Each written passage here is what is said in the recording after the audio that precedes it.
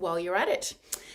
In our live today, I want to have a chat with you about something that we've been discussing this morning, actually, with some clients, and that is the concept around failure.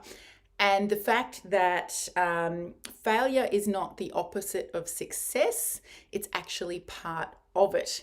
And we need to learn that as the owner and the leader in our auto repair shops.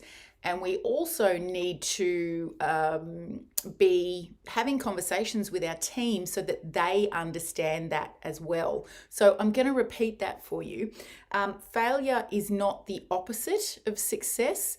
It's actually part of success. Now, think back to when you first took over your shop. Or that might be where you're at right now. You're probably stumbling and in your mind feeling like you're not doing a great job and that you're on the path to failure. There might be some particular instances where you've deemed yourself to have failed. You pulled up short on the 30th of the month with the bank account and there wasn't enough money there to pay everything. You feel like you failed. You had a quality control issue on a job and the customer came back. It could have been quite a serious situation if you didn't, the customer didn't come back in time and, you feel like you failed. It created quite an issue for you when you got worried about your reputation. You could have had a situation, and I know everybody goes through this no matter where they are in business, where you had a bad day as a leader and you feel like that you failed. What is really important for us to think about around failure is that while we're still moving and we commit to ourselves to keep going, we haven't actually technically failed. We fail when we quit.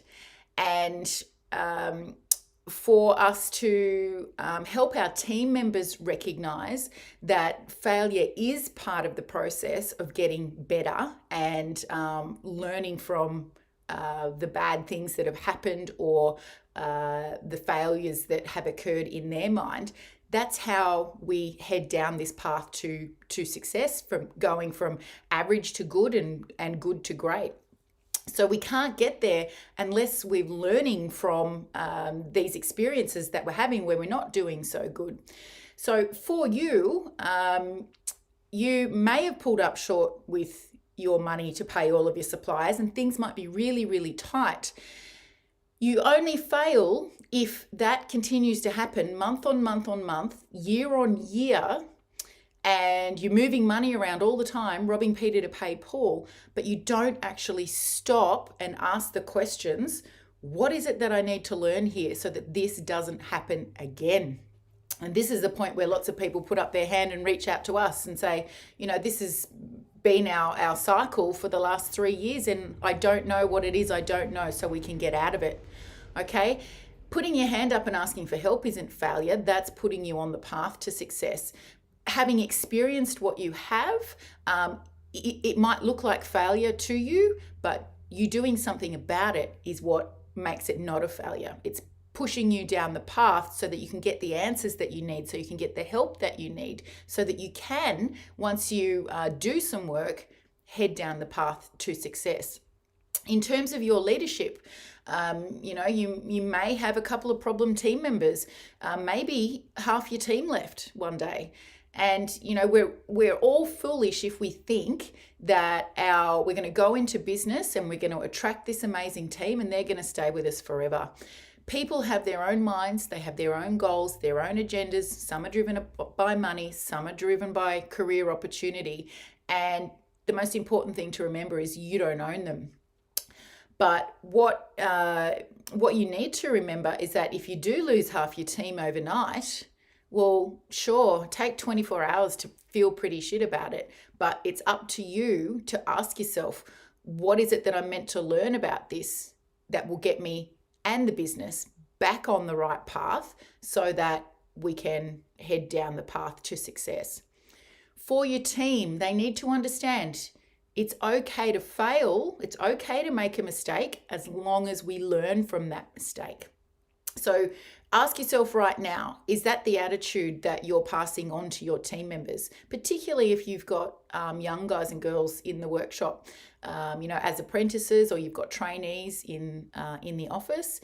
Do they understand we're human, we might make a mistake, but the thing is, we need to learn from the mistake so we're not making it repeatedly.